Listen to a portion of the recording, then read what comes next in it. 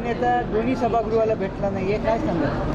विरोधी पक्ष नेत्याची नियुक्ती करणे हे संविधानाच्या अनुषंगानं अत्यंत महत्त्वाचं नव्हे तर अनिवार्य आहे। मात्र हे सरकार देवेंद्र फडणवीस हे राजधर्म पाळत नाही आणि राजधर्म न पाळणाऱ्या देवेंद्र फडणवीसांना आणि या सरकारला अधर्मी म्हटलं पाहिजे।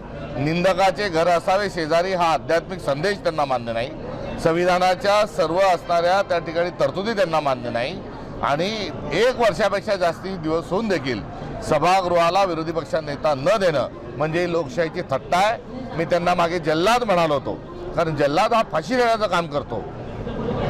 देवेंद्र फडणवीस हे लोकशाहीला फाशी देत आहेत, हेच या निमित्ताने सिद्ध होत आहे। साहेब, काँग्रेसचं काय ठरलेलं आहे, आघाडी की स्वतंत्र? स्थानिक नेतृत्व आणि स्थानिक जिल्हा काँग्रेस यांना आम्ही आमचे अधिकार दिलेले आहेत, ते आघाडीच्या संदर्भात स्थानिक पातळीवर निर्णय घेतील। अधिवेशन कसं झालं साहेब, हिवाळी अधिवेशन? राजा उदार झाला आणि हाती भोपळा दिला असं या अधिवेशनाचं एकंदरीत वर्णन आहे। बिबट्यासारखे मुद्दे या ठिकाणी आणले गेले आणि गंभीर जे आहे हे दुसरीकडे घालवलं गेलं। शेतकऱ्यांच्या, शेतमजुरांच्या, महाराष्ट्राच्या नागरिकांच्या हातात काही मिळालेलं नाही।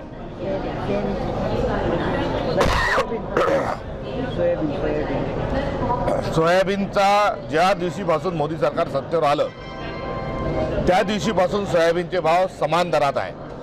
महागाई वाढली, बियाण्याचा खर्च वाढला, मशागत खर्च वाढला, कीटकनाशकाच्या किमती वाढल्या, खताच्या किमती वाढल्या, मात्र सोयाबीन जसंच्या तसं याचं कारण काय तर नरेंद्र मोदींनी पंतप्रधान झाल्यानंतर पहिला निर्णय जो घेतला तो तेल बियाण्याच्या साठवणुकीची मर्यादा आहे त्यांनी काढून टाकली आणि आज तेल बियाण्यांचा सॉल्व्हंट प्लांटजवळ, तेल कारखान्यांजवळ 3 वर्ष पुरेल एवढा मोठा स्टॉक हा तेल कंपन्यांजवळ आहे आणि हा नरेंद्र मोदींचा आशीर्वाद त्यांना आहे। त्यामुळे हा निर्णय जोपर्यंत रद्द करणार नाही तोपर्यंत सोयाबीनचा भाव वाढणार नाही। त्यामुळे सरकार खाली खेचून काढल्याशिवाय सोयाबीन भाव वाढणार नाही, ही वस्तुस्थिती आहे।